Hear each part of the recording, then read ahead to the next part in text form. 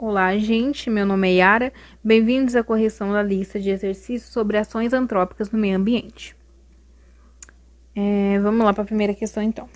A questão ambiental, uma das principais pautas contemporâneas, possibilitou o surgimento de concepções políticas diversas, dentre as quais se destaca a prevenção ambiental, que sugere uma ideia de intocabilidade da natureza e impede o seu aproveitamento econômico sob qualquer justificativa. Considerando as atuais concepções políticas sobre a questão ambiental, a dinâmica caracterizada no texto quanto à proteção do meio ambiente está baseada na prática econômica sustentável? Não, que ali fala que sugere uma ideia de intocabilidade da natureza e impede o seu aproveitamento econômico sobre qualquer justificativa. Então não tem um aproveitamento econômico ali de qualquer forma. Então, nenhuma prática econômica sustentável. Então, não é letra A. B.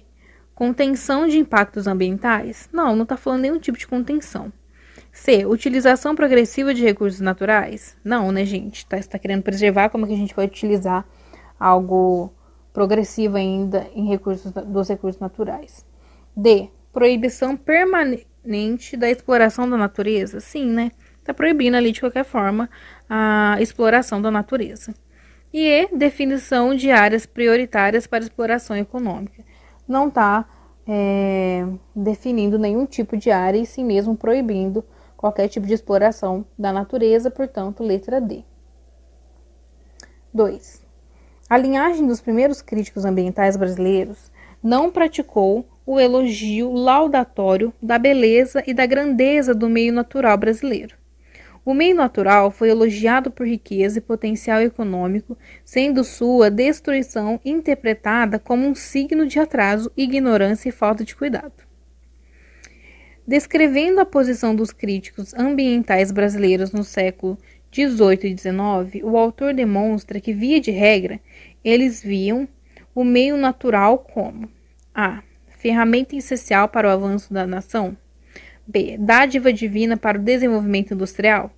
C. Paisagem privilegiada para a valorização fundiária. D. Limitação topográfica para a promoção da urbanização. Ou E. Obstáculo climático para o estabelecimento da civilização. A letra A, né? Eles viam como uma ferramenta essencial para o avanço da nação ali o uso do meio natural, né? Não é uma dádiva para o desenvolvimento industrial, né? Não era uma paisagem privilegiada para a valorização fundiária, né, específica dessa área fundiária. Não via-se como uma limitação topográfica para o processo de urbanização. E também o obstáculo climático para o estabelecimento de civilização. 3. Segundo dados do Balanço Energético Nacional de 2008, do Ministério de Minas e Energia, a matriz energética brasileira é composta por hidrelétrica, 80%, termoelétrica, 19,9% e eólica, 0,1%.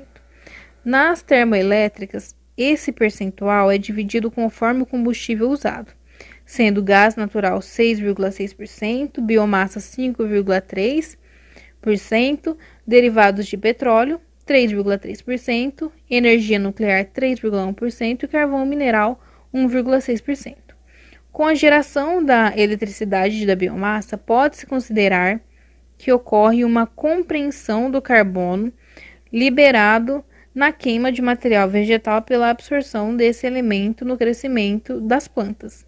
Entretanto, estudos indicam que a emissão de metano das hidrelétricas podem ser comparáveis às emissões de CO das termoelétricas.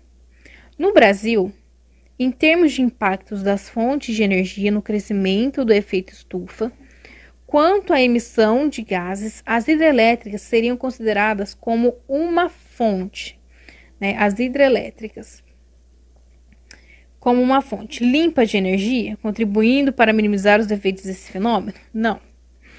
Limpa, não. Eficaz de energia, tomando-se o percentual de oferta e os benefícios verificados? Não. Limpa de energia? Não é limpa, gente. Energia não é limpa. D. Poluidora? Sim. Colaborando com os níveis altos de gases no efeito estufa em função do seu potencial de oferta? Sim, né? Termoelétrica, as hidrelétricas ali, elas vão liberar uma quantidade de gás que vai ocasionar o efeito estufa e são gases poluidores, né? Tem como função poluir o ar ali. E é alternativa? Não é uma energia alternativa de modo algum. Então, questão 3, letra D. 4. Cerca de 1% do lixo urbano é constituído por resíduos sólidos contendo elementos tóxicos. Entre esses elementos estão metais pesados como o cádmio, o chumbo e o mercúrio, componentes de pilhas e baterias, que são perigosos à saúde humana e ao meio ambiente. Quando descartadas em lixos comuns, pilhas e baterias vão para aterros sanitários ou lixões a céu aberto, e o vazamento de seus componentes contamina o solo, os rios e o lençol freático, atingindo a flora e a fauna. Por serem bioacumulativos e não biodegradáveis, esses metais chegam de forma acumulada aos seres humanos, por meio da cadeia alimentar. A legislação vigente do CONAMA regulamenta o destino de pilhas e baterias após seu esgotamento energético e determina aos fabricantes ou importadores a quantidade máxima permitida desses metais em cada tipo de pilha ou bateria. Porém, o problema ainda persiste. Uma medida que poderia contribuir para acabar definitivamente com o problema da poluição ambiental por metais pesados relatado no texto, acabar definitivamente, gente, seria A. Deixar o consumidor aparelhos elétricos que utilizam pilha ou bateria como fonte de energia? Não, né, gente? Você está querendo diminuir, ainda vai deixar eles utilizando eletrônicos com pilha ou bateria? B. Usar apenas pilhas ou baterias recarregáveis e de vida útil longa e evitar ingerir alimentos contaminados, especialmente peixes. Como é que a gente vai saber que os peixes estão contaminados ou não, gente? Por metais? Não tem nem como saber. C. Devolver pilhas e baterias após o esgotamento da energia armazenada à rede de assistência técnica especializada para repasse a fabricantes ou importadores. Não é nem essa questão de devolver as pilhas ou baterias em locais assim específicos, porque eles querem irradiar de vez. Aquilo ali não está irradiando de vez, só está utilizando a pilha ainda e devolvendo ela para ser pro produtor novamente, que sabe lá onde eles vão jogar isso. D. Criar nas cidades, especialmente naquelas com mais de 100 mil habitantes, pontos estratégicos de coleta de baterias e pilhas que posteriormente repassariam, para os fabricantes ou os importadores. Isso é uma boa, mas não eliminaria 100%, como diz aqui, contribuir para acabar definitivamente com o problema.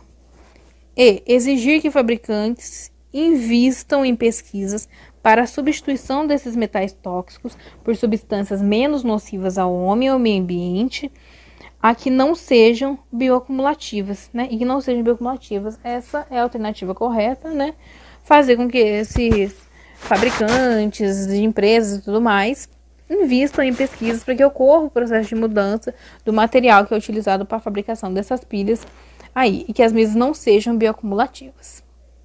Então, alternativa E.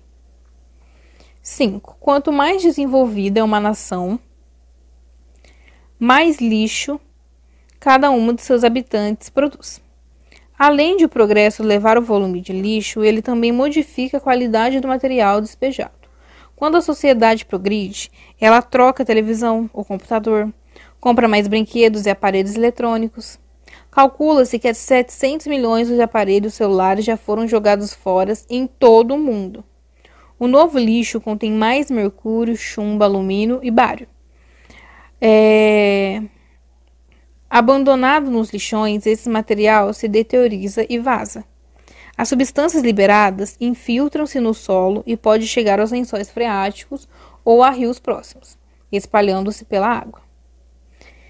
A respeito da produção de lixo, e de sua relação com o ambiente, é correto afirmar que as substâncias químicas encontradas nos lixos levam frequentemente ao aumento da diversidade de espécies. Lógico que não, né, gente? Né? Ocorre até a diminuição, porque você está poluindo o habitat onde esse lixo é jogado. B. O tipo e a quantidade de lixo produzido pela sociedade independem de políticas de educação que proponham mudanças no padrão do consumo. Não, né, gente? Se a gente tem algum tipo de políticas de educação, elas teriam efeito, sim, para diminuir a quantidade que esse lixo é produzido ali pela sociedade. Então, as políticas de educação são, sim, independentes para que ocorra o processo de diminuição, sim. C. A produção de lixo é inversamente proporcional ao nível de desenvolvimento econômico das sociedades? Não, é totalmente proporcional. Quanto mais tem um desenvolvimento econômico na sociedade, mais a quantidade de lixo vai aumentar, porque mais as pessoas vão consumir as coisas. D. O desenvolvimento sustentável requer controle e monitoramento dos efeitos do lixo sobre espécies existentes em cursos de água, solo e vegetação. Sim, é exatamente isso. O desenvolvimento sustentável, ele requer que tenha um controle e um monitoramento dos efeitos que o lixo vai ter sobre espécies, o habitat, o curso de água, a vegetação, que esses lixos vão percorrer ali. Então, é a letra D. E a letra E, o desenvolvimento tecnológico tem levado à criação de produtos descartáveis, o que evita a geração de lixo e resíduos químicos. Evita não, né, gente? O que faz com que haja mais uma produção de lixo ali excessiva. 6. Um dos problemas ambientais decorrentes da industrialização é a poluição atmosférica. Chaminés altas lançam ao ar, entre outros materiais, o dióxido de enxofre, que pode ser transportado por muitos quilômetros em poucos dias. Desta forma, pode ocorrer precipitação ácidas em regiões distantes, causando vários danos ao meio ambiente. A chuva ácida. Com relação aos efeitos sobre o ecossistema, pode afirmar que alternativa A. 1. As chuvas ácidas poderiam causar a diminuição do pH da água de um lago, o que acarretaria a morte de algumas espécies, rompendo a cadeia alimentar. Sim, isso é verdade. Então, a 1, ela é verdade. Então, pode ser. Aqui está falando quais estão corretos. Pode ser a letra A, a letra C ou a letra E ainda. 2. As chuvas ácidas poderiam provocar a acidificação do solo. Sim. O que prejudicaria o crescimento de certos vegetais. Sim, está correta, número 2. Então, só pode ser a letra C. A 1 e a 2. Vamos ler as outras. 3. As chuvas ácidas causam danos se apresentarem valor de pH maior que o da água destilada. O pH da água destilada é neutro, né? Então, elas apresentariam danos de qualquer jeito, tanto sendo maior ou menor. Portanto, é a alternativa C. Apenas a número 1 e a 2 estão corretas. 7. Na 7 a gente tem aqui um quadrinho, né? Um diálogo entre vacas. E eles estão falando, colocaram a culpa do aquecimento global nas vacas. E o que faremos? Culparemos as galinhas. De acordo com o relatório A Grande Sombra da Pecuária, feito pela Organização das Nações Unidas para a Agricultura e a Alimentação, o gado é responsável por cerca de 18% do aquecimento global, uma contribuição maior que o setor de transportes. A criação em larga escala contribui para o aquecimento global por meio da emissão de metano durante o processo de digestão? Sim, a gente sabe que no processo de digestão das vacas, elas liberam metano para o meio ambiente, né? E que isso vai acarretar no aumento do aquecimento global. Então, é a letra A. B. Óxido nitroso durante a produção de ruminação não é. Clorofluorcarbono durante o transporte da carne, gente, como assim? Não, né? A vaca, né, o animal já vai estar morto. D, óxido nitroso durante o processo respiratório? Não, também. Então, portanto, é a letra A, que é o metano durante o processo de digestão da vaca, que ela libera aí para o meio ambiente. Aí tem a E aqui também, dióxido de enxofre durante o consumo de pastagens. Não, também. 8. No ano de 2000, um vazamento de ductos de óleo na Baía de Guanabara, no Rio de Janeiro, causou um dos maiores acidentes ambientais do Brasil. Além de afetar a fauna e a flora, o acidente abalou o equilíbrio da cadeia alimentar de toda a baía. O petróleo forma uma película na superfície da água, o que prejudica as trocas gasosas da atmosfera com a água e desfavorece a realização de fotossíntese pelas algas, que estão na base da cadeia alimentar hídrica. Além disso, o derramamento de óleo contribuiu para o envenenamento das árvores e, consequentemente, para a intoxicação da fauna e flora aquática, bem como conduziu à morte de diversas espécies de animais, entre outras formas de vida, afetando também a atividade pesqueira. A situação exposta no texto e suas implicações são: letra A. Indica a independência da espécie humana com relação ao ambiente marinho. A independência da espécie humana com relação ao ambiente marinho? Não, tem total dependência, gente. Tanto que o ambiente marinho, ele serve como meio de trabalho para pescadores, né? Que vão se utilizar da pesca como meio da economia dos mesmos, e a gente também. A gente come peixe, a gente come camarão, a gente come animais que são do ambiente marinho. Tem totalmente dependência. B. Alerta para a necessidade do controle da poluição ambiental para a redução do efeito estufa. Não está falando do efeito estufa, né? Está falando aqui da contaminação dos rios, da morte das espécies que estão ali presentes. C.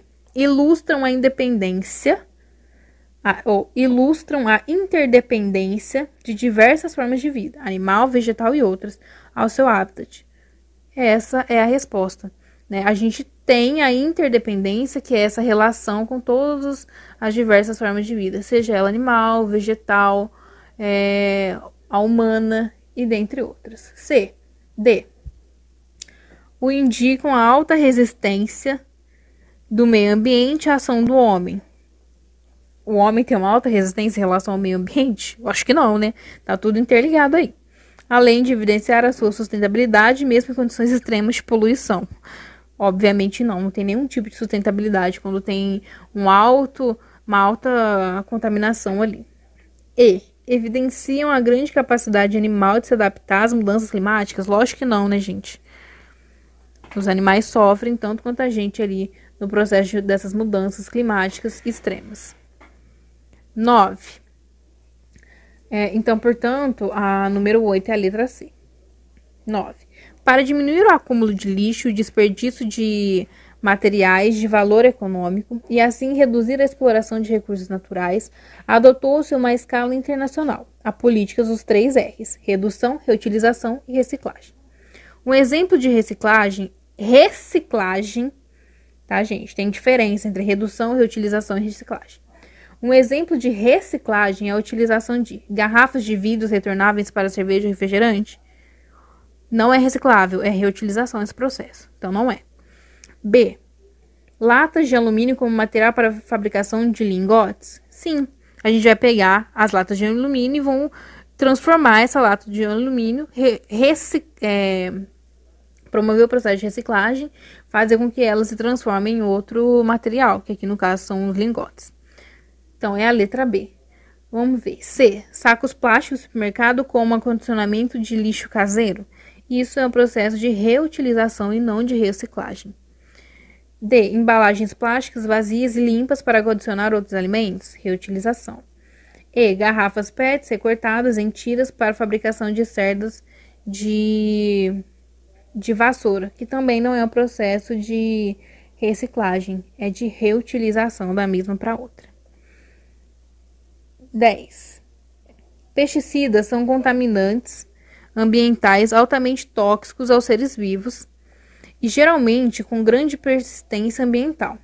A busca por novas formas de eliminação dos pesticidas tem aumentado nos últimos anos, uma vez que as técnicas atuais são economicamente dispendiosas e paliativas. A biorremediação de pesticidas, utilizando micro-organismos, tem se mostrado uma técnica muito promissora para essa finalidade, após apresentar vantagens econômicas e ambientais. Para ser utilizado nessa técnica promissora, um micro-organismo deve ser capaz de transferir o contaminante do solo para a água? Não, né, gente? Você vai transferir, não vai diminuir nem um pouco esse processo de poluição, né? B. Absorver o contaminante sem alterá-lo quimicamente? Não, né, gente? Tem que ter algum tipo de alteração ali para promover esse processo de biorremediação. C. Apresentar alta taxa de mutação ao longo das gerações? Não, né, gente? A gente não quer que tenha nenhum tipo assim, de alteração de taxa, principalmente na genética, nas próximas gerações, que às vezes podem ser até ruins. D. Estimular o sistema imunológico do homem contra o contaminante? Lógico que não, né, gente? Do homem, jamais. Estimular o sistema imunológico do homem contra o contaminante, nem tem como, né, gente? E letra E. Metabolizar o contaminante, liberando subprodutos menos tóxicos ou atóxicos. Essa é a alternativa correta, uma vez que esses processos de biorremediação através de micro-organismos vai fazer com que esses micro-organismos eles metabolizam o que está sendo jogado ali, né, como contaminante, e eles liberam, né, subprodutos ali que são menos tóxicos que aqueles que estão sendo jogados. Portanto, alternativa E. Bom, aqui embaixo está o gabarito, caso alguém tenha alguma dúvida ainda sobre as alternativas. Foi isso e até a próxima. Tchau.